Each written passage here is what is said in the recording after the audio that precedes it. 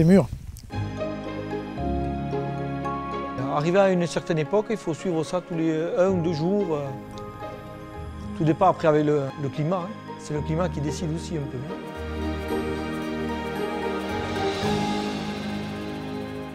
La situation de ce plateau des Pérales, c'est assez exceptionnel, avec les 3 caractéristiques un peu du Languedoc-Roussillon, à la fois la partie cévenole, la partie pyrénéenne et la partie maritime.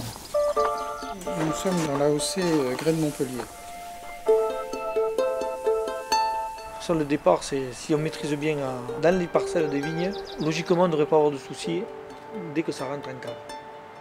Les bons vins, ils se font à la vigne. À la vigne, oui.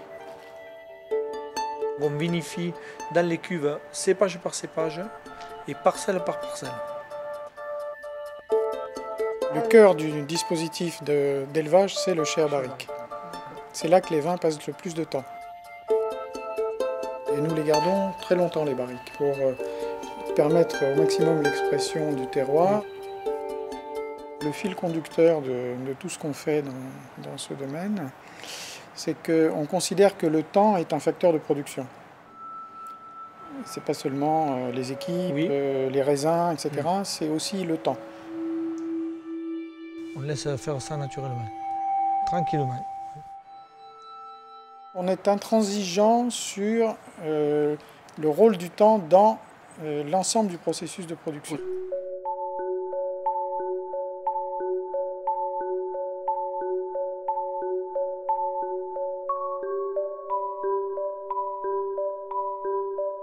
On ne travaille jamais avec la chimie.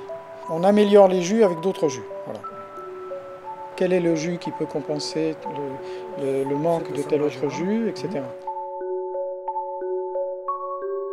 Le vin, il est fait à partir d'une idée qu'on se fait de ce que doit être le vin. Une idée qu'on n'écrit pas, hein, mais qui est présente. Depuis 17 ans, quand même. On connaît nos parcelles, on sait ce qu'on veut faire. Lorsque un client achète un vin comme le nôtre, il s'attend à ce que ce soit très bon et différent. Et j'aime que les gens soient contents du travail qu'on a fait. Il y a une fierté qui est là.